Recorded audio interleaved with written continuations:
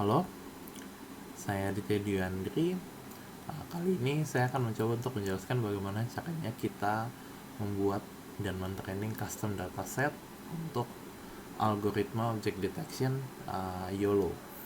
Algoritma YOLO ini dinilai sebagai salah satu algoritma terbaik pada object detection. Nah, saya akan mencoba menjelaskan langkah-langkahnya pada setiap video, dan pada video kali ini saya mencoba untuk menjelaskan bagaimana caranya kita uh, membuat kita melakukan anotasi dengan menggunakan RoboFlow. Nah, yang kita perlukan di sini adalah pertama akun RoboFlow yang sudah kita buat, dan yang kedua adalah kumpulan gambar-gambar yang ingin kita masukkan untuk kita lakukan training. Nah, kalau ada yang belum tahu bagaimana caranya membuat akun RoboFlow, bisa lihat di video saya sebelumnya. Oke, jadi kurang lebih seperti ini tampilan pertama RoboFlow. Hard hat sample ini ya dia cuma uh, template ya, atau mungkin uh, kalau kita mau latihan dulu kita bisa pakai hard hat sample ini untuk melakukan training model seperti itu. Tapi kita tidak perlu ini ya, kita abaikan saja dulu ini hanya untuk menunjukkan seperti ini kira-kira anotasi dengan menggunakan hard hat sample. Uh, jadi yang kita akan coba buat di sini, kita create new project dulu. Di sini kita akan pilih object detection bounding box. Ada banyak tipe project yang kita bisa lakukan pada RoboFlow, tapi untuk YOLO kita pilih yang bounding box. Nah, apa yang ingin kita deteksi ini sebenarnya hanya kata-kata ya. Ini hanya dia supaya kita nantinya bisa lihat dengan gampang.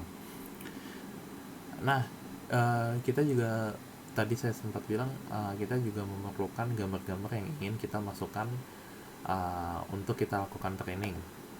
Di sini saya punya satu folder yang saya sudah kumpulkan beberapa gambar, namanya apel dan pisang. Isinya gambar-gambar ini ya, gambar-gambar apel dan pisang, supaya kita ingin melakukan deteksi dengan gambar-gambar ini. Ada 10 gambar apel dan 10 gambar pisang di sini. Jadi kita bilang saja di sini banana. Oh, jangan apel dulu deh. Apple dan banana. Nah, misalnya di sini project name-nya kita sembarangan saja dulu. Misalnya banana apple. Misalnya gitu. Tentara license ya kita tidak perlu ganti ya, biarkan saja dia di sisi by 4.0. Oke, berikutnya kita create public project. Nah, di sini kita bisa drag and drop image and annotation to upload them. Kita di sini karena dia bisa select folder ya, jadi kita juga bisa drag and drop. Jadi kita lakukan itu saja, kita drag folder apel dan pisang ini, dan kita drop dia ke sini. Nah, di sini bisa dilihat.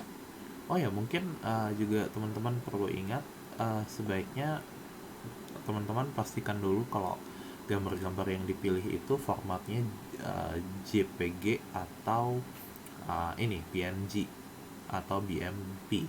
Nah, kenapa? Karena ada format gambar seperti JFEF itu dia tidak bisa diproses di sini. Kira-kira seperti itu. Oke, nah, wah ini kita lihat dia sudah di-upload semua. Berikutnya kita tinggal save and continue. Jadi di sini dia akan melakukan uploadnya dulu.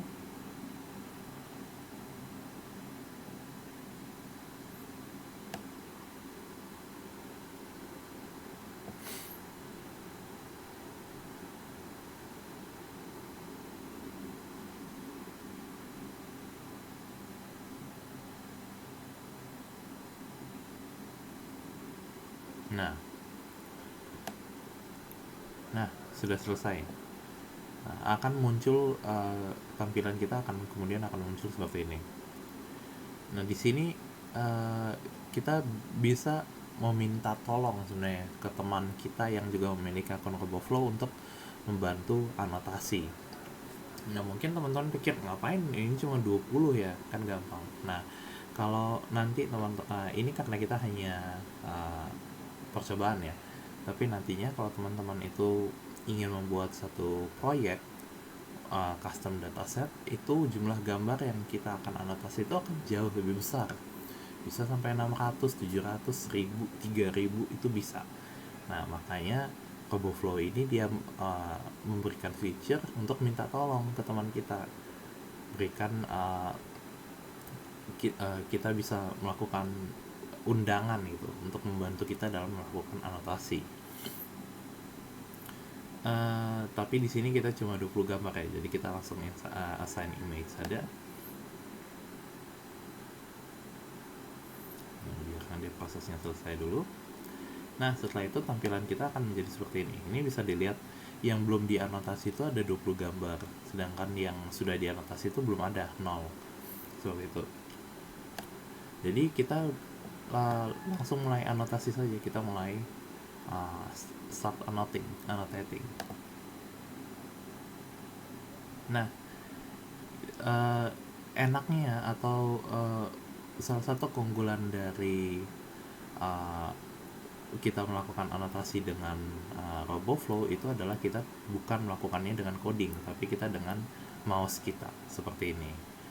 Nah, di sini kita tinggal pilih saja area di mana pisang ini dia ada kena gitu. Jadi ini kita secara default bounding box kita itu akan bentuknya berbentuk kotak. Nah, ini bisa dilihat contohnya seperti ini. Nah, itu ada animasi kecilnya itu. Nah, dia melakukan anotasinya seperti itu ya, jadi kita lakukan saja seperti itu. Kita bikin begini, kita pasang dia seperti itu. Nah, kita bikin begini. Di sini kita akan tulis ini apa sih yang kita kotakin ini apa. Nah, kita di sini tulis banana karena ini adalah pisang. Save atau kita bisa tekan enter gitu. Nah, oh maaf, saya harus edit dulu.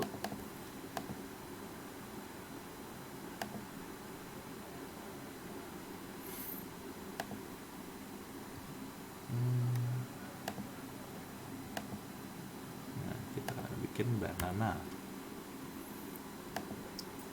Oke. Berikutnya mari kita maju ke gambar berikutnya. Nah, ini kenapa dia tiba-tiba jadi 72 dari 7 ke 20 ya? Kita mulai saja dari 1 ya, karena kurang tahu apa itu. Nah, berikutnya ini kita ada kita lakukan saja anotasi untuk semua gambar seperti itu yang tadi yang saya jelaskan. Nah, kita bikin ini, kita tarik, kita buat seperti ini. Nah, sekarang ini namanya apple. Kita save dan enter. Nah, kurang lebih kita lakukan ke semuanya tuh seperti ini. Nah, di sini teman-teman bisa memilih apakah daun dari apel ini mau teman-teman masukkan atau tidak. Kalau mau dimasukkan, ya berarti kita harus buat dia dari sini. Kalau tidak, ya cukup buahnya saja. Seperti itu. Enter. Lanjut ke berikutnya. Di sini juga seperti itu ya, kira-kira. Kita bikin.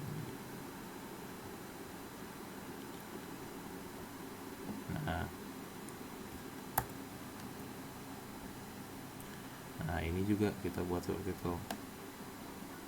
Kita lanjutkan saja anotasinya sampai selesai. Nah, bagaimana kalau kita punya 3 gambar di dalam 3 gambar apel di dalam satu gambar? Ya sudah, kita buat dia jadi 3 saja.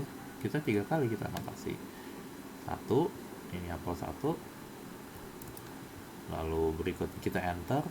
Lalu di belakang ini apel kedua, kita buat saja di sampai sebegini ya. Ini juga apel. Dan yang ketiga ini ini juga apel. Nah, kalau kita agak kebesaran dan kita mau buat dia itu, oh ternyata maaf ini terlalu kecil, kita tinggal buat dia seperti ini. Nah, seperti itu. Apel ya. Baik, kita lanjut. Nah, sekarang uh, saya ingin menunjukkan satu tipe bond yang lain. Salah satu feature yang ditawarkan oleh RoboFlow itu kita bisa buat bonding box yang tidak bentuknya tuh cuma kotak, tapi bentuknya tuh segi banyak di sini. Nah, ini ada satu namanya itu polygon. Teman-teman bisa lihat di sini ada animasinya. Nah, jadi dengan polygon ini kita jadi bisa membuat satu bonding box yang tidak hanya berbentuk kotak seperti tadi, tapi kita bisa buat dia jadi banyak banyak titik seperti itu. Jadi kita coba saja dulu. Nah, di sini ya. Oh, maaf. Kita pilih yang ini kita kita buat saja dia, kita ikuti saja, tidak perlu terlalu sampai teliti ya. Tapi setidaknya ini dia bisa mewakili.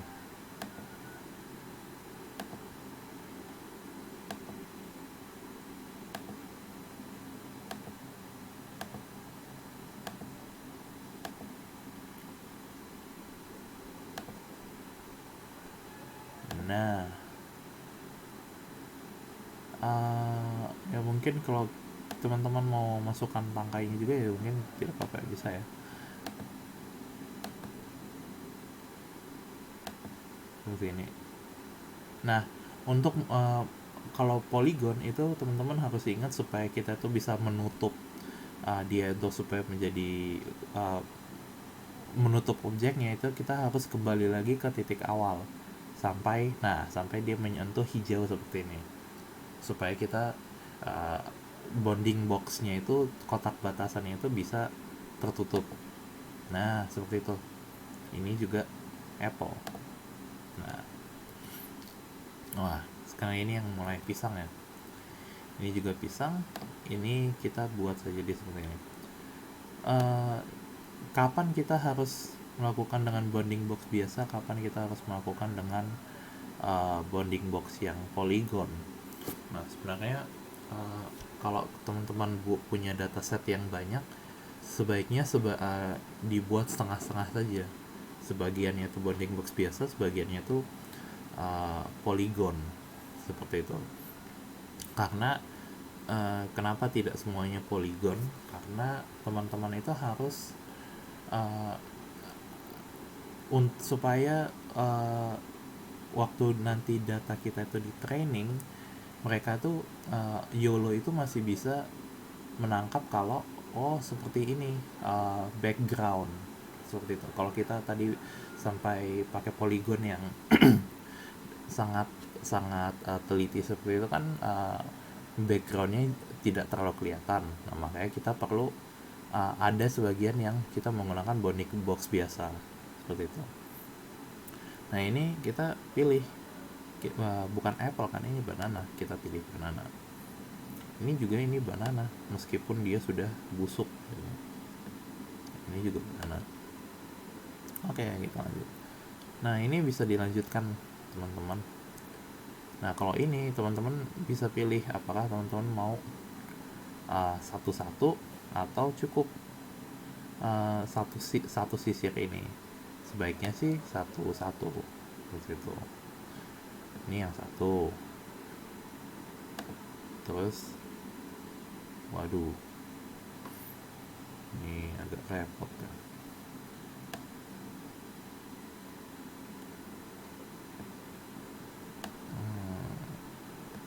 Nah, masalahnya karena dia miring ya.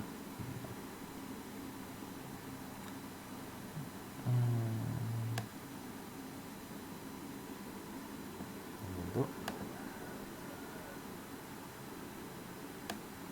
nah, agak berantakan ya, tapi kira-kira seperti itulah. Nah, ini banana semua nih, ya kan? Nah, ini bisa dilihat ini ada banana 4. Lanjut lagi seperti itu tadi.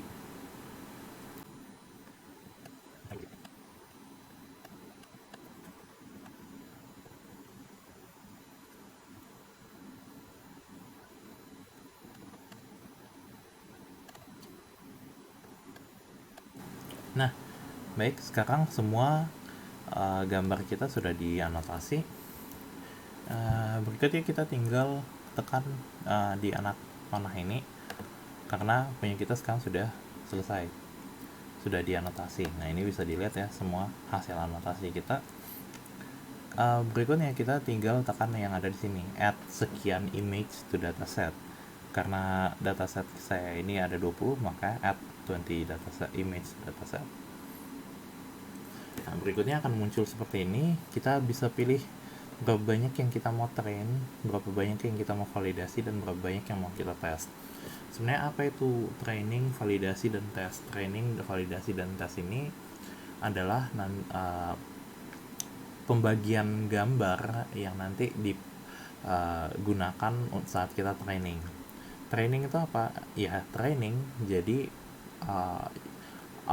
dengan menggunakan algoritma YOLO, nantinya program kita itu akan di training atau akan membaca gambar-gambar yang kita taruh di folder training supaya mereka melakukan pengambilan kesimpulan seperti itu untuk mempelajari data.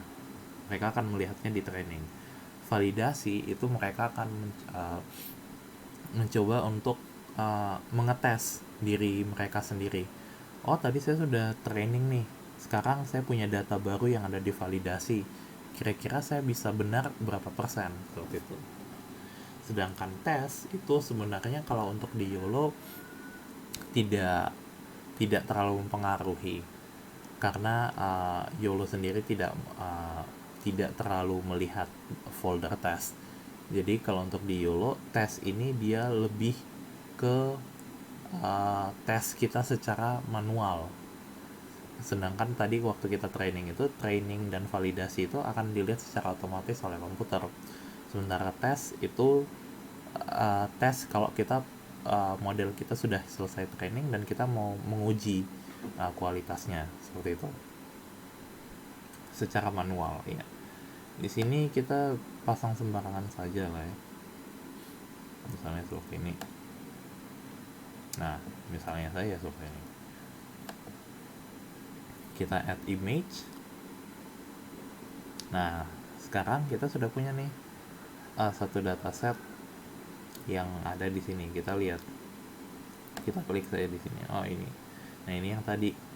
Ini mereka sudah bagi. Ada yang oh ternyata trainnya yang di sini.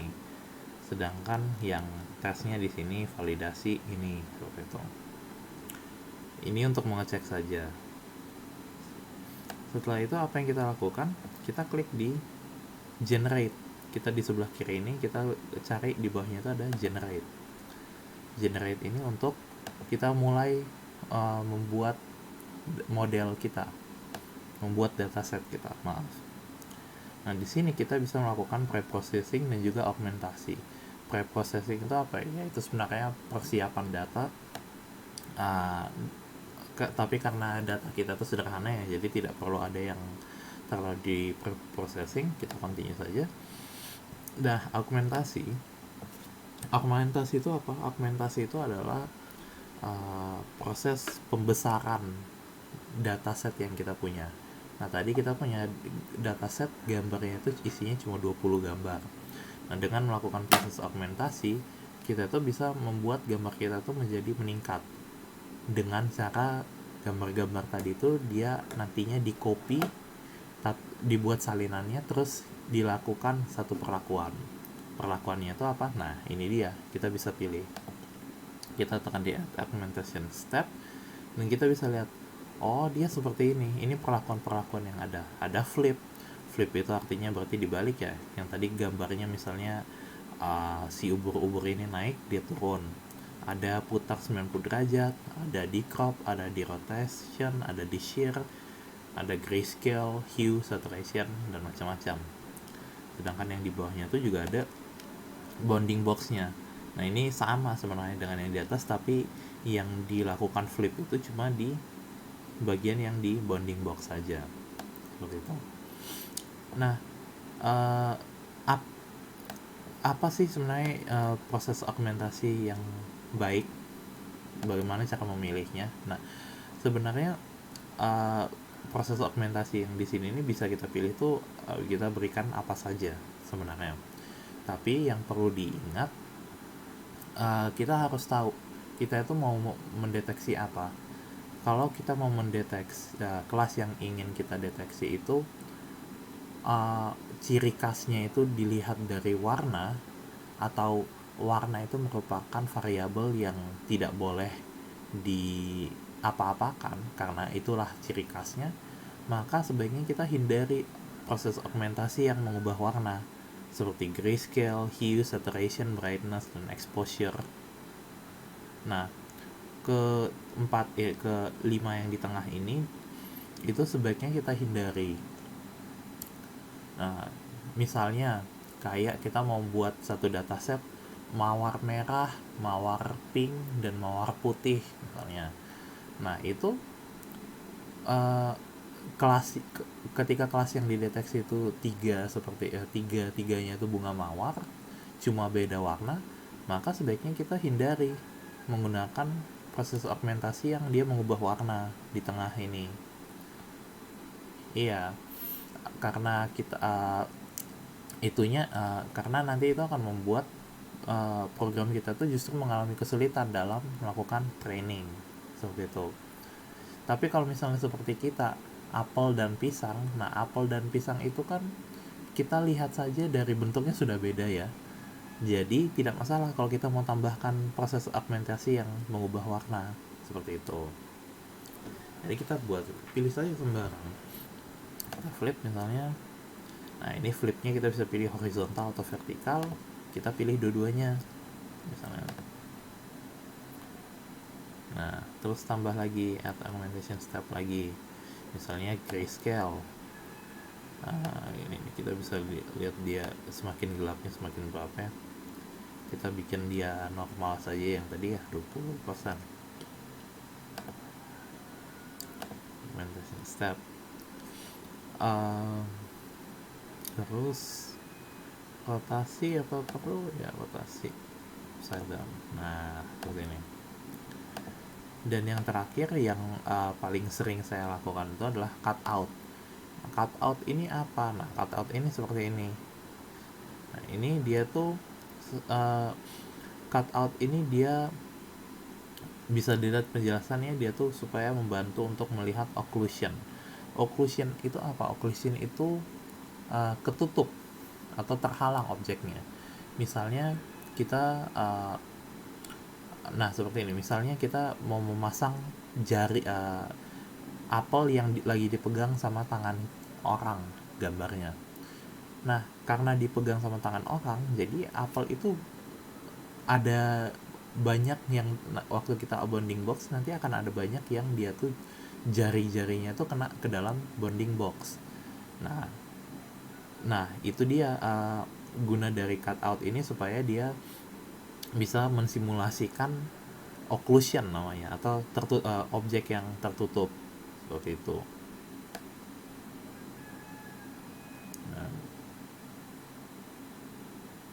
Nah di sini kita buat dia normal saja 3 ya, gini.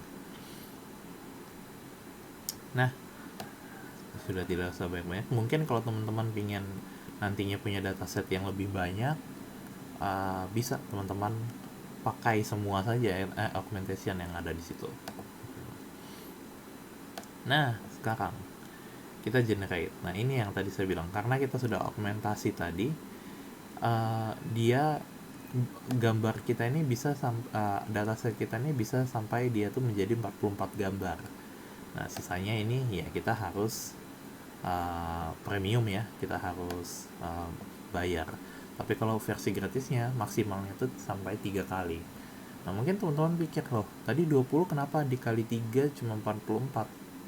Karena yang diaugmentasi itu cuma data-data yang ada di training, sementara yang divalidasi dia tidak kena augmentasi seperti itu. Ya, jadi kita lanjut genre sekarang. Nah, kan. Nah, sekarang nih sudah muncul seperti ini. Oke, kira-kira seperti itulah cara kita itu mau, kalau kita mau melakukan dataset, membuat custom dataset. uh, Terima kasih sudah memperhatikan. Sampai jumpa di video berikutnya.